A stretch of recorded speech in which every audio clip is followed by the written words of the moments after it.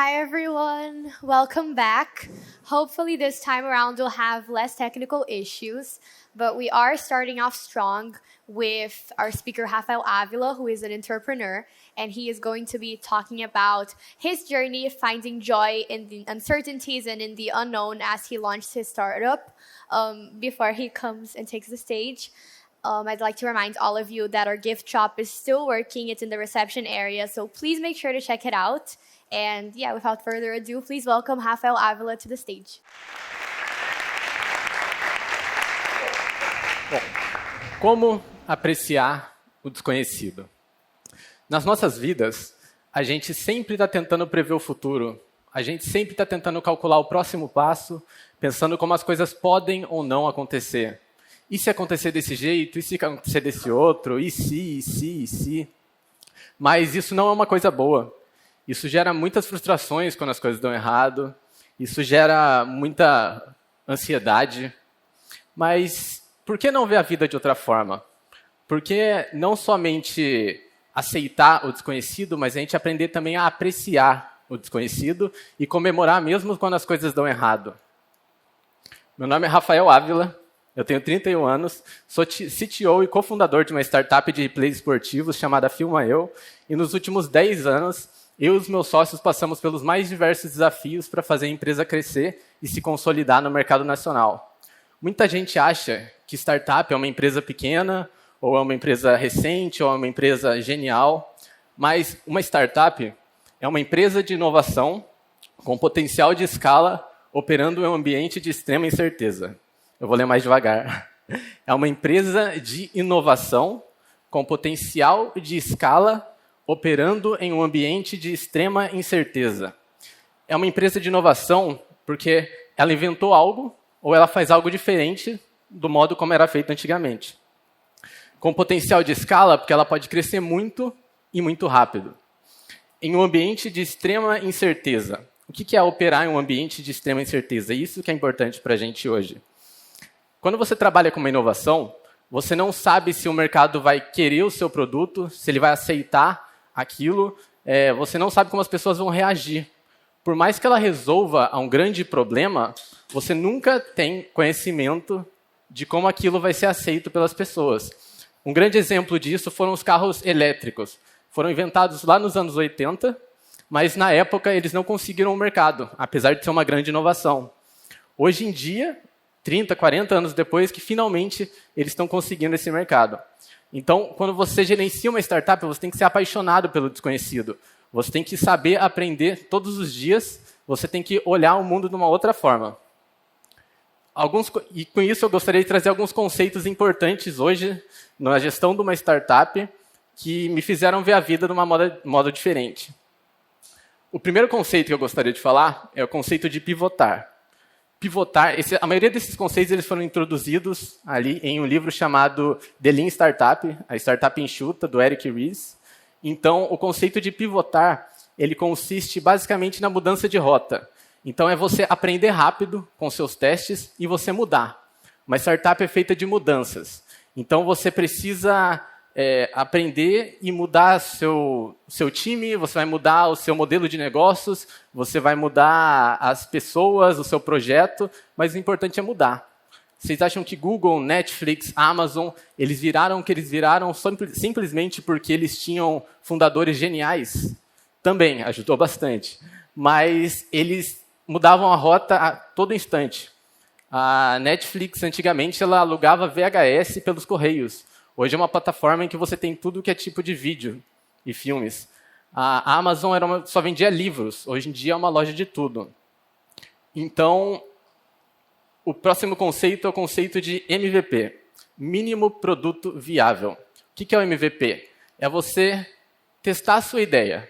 Você teve uma ideia, você criar um protótipo, mas você criar ele de uma maneira muito simples. Assim, simplesmente para você observar a aceitação da sociedade para aquilo ali. O seu produto não vai ser escalável, ele não vai ter design, ele vai ser um produto bem cru. Assim, um exemplo, eu gostaria de vender picolé com um carrinho autônomo aqui na Barra. Eu poderia começar a investir um dinheiro pesado para comprar e desenvolver um carrinho autônomo que vendesse picolé. Mas eu não sei se as pessoas querem comprar picolé. Como que eu poderia fazer um MVP desse produto? Eu poderia pegar simplesmente um carrinho de feira, colocar vários sorvetes ali e ir andando, carregando e perguntando se as pessoas queriam comprar o picolé e se elas conseguem fazer o pagamento de forma sozinha, numa maquininha. Finge que eu não estou aqui. Tenta fazer o pagamento. Com isso, você ia aprender se as pessoas elas de fato querem o picolé. Se elas não quisessem, você poderia começar a vender suco, água de coco, qualquer outra coisa, pivotando a sua ideia. E um teste, cada vez que você fizesse um teste, você estaria mais perto de um resultado legal, estaria mais perto do correto. Outro conceito que eu gostaria de trazer para vocês aqui é o conceito de salto de fé.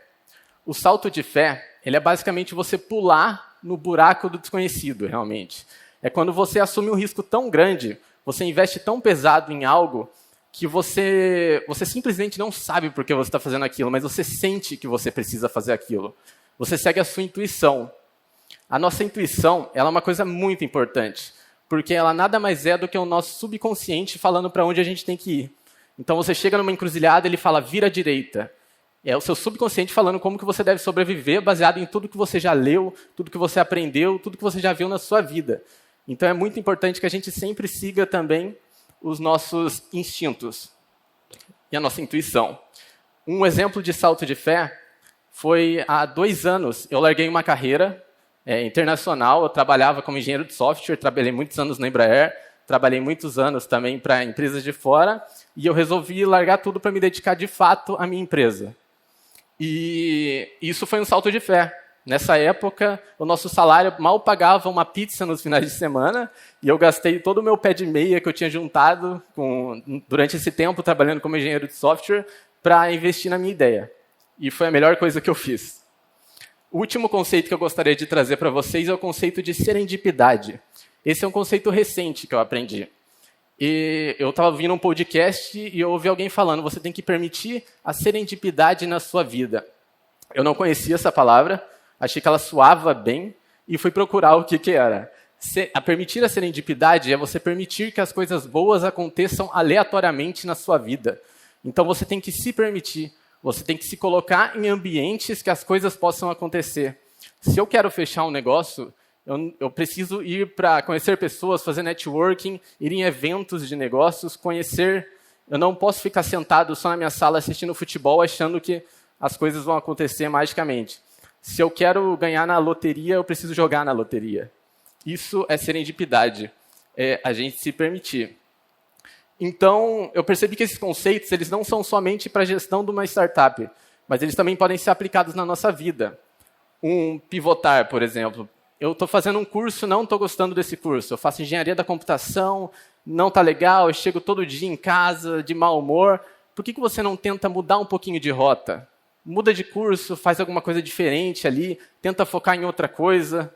Sabe? Isso seria um exemplo de pivotar na nossa vida. A gente testar novamente numa maneira, mudando um pouquinho a nossa rota, para a gente ver se a gente chega em um lugar diferente. Mínimo produto viável. Por que eu não posso fazer um mínimo produto viável de um plano na minha vida, por exemplo?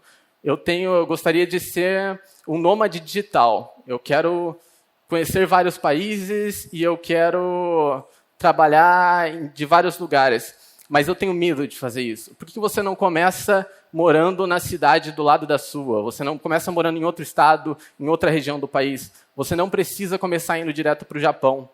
Isso seria um MVP de um plano. Ou um salto de fé, igual como já comentei com vocês, que você está ali num emprego, não está legal, eu gostaria de empreender.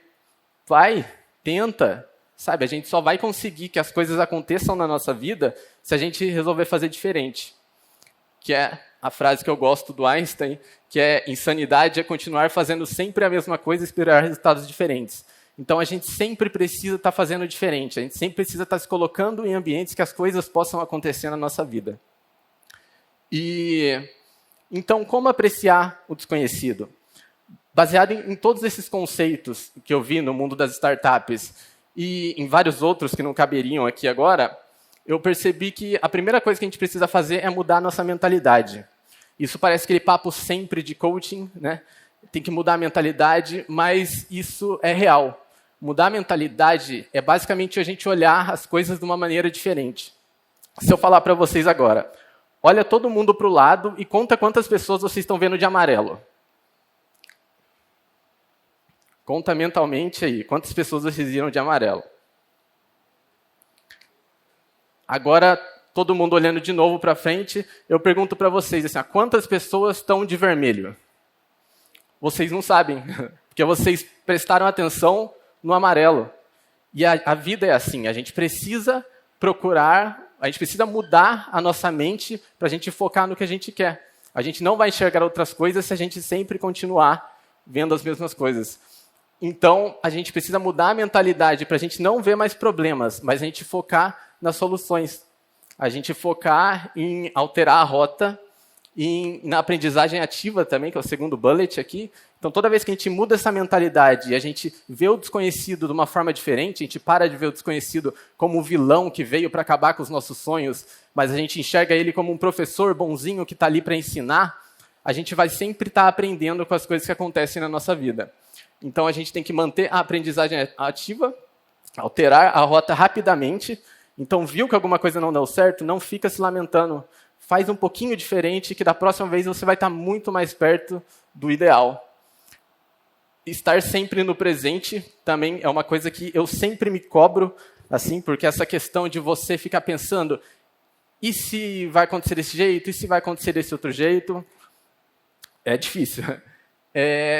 Hoje, por exemplo, cheguei com a minha namorada aqui no Rio de Janeiro, fui no Cristo Redentor, fui lá em Copacabana, estava um dia perfeito, mas a minha mente estava sempre pensando, nossa, à noite você vai estar lá no TED. E eu ficava ali pensando, meu Deus, será que eu vou desmaiar? Será que vai dar tudo certo? O que vai acontecer? E então eu não consegui, eu estava ali no Cristo, estava perfeito, mas eu estava pensando lá no TED. Sabe, isso me impedia de curtir o Cristo. Então, toda vez que eu tomava consciência disso, tem uma coisa que eu gosto de fazer, que é um exercício, parece meio bobo, mas eu gosto muito, que é assim, todo mundo agora, sente seus pés, sinta seus pés ali, sinta seus pés no chão, sente os pés na meia de vocês, assim, quem está de salto, mas sente os pés. É diferente, a gente esquece que a gente tem pé.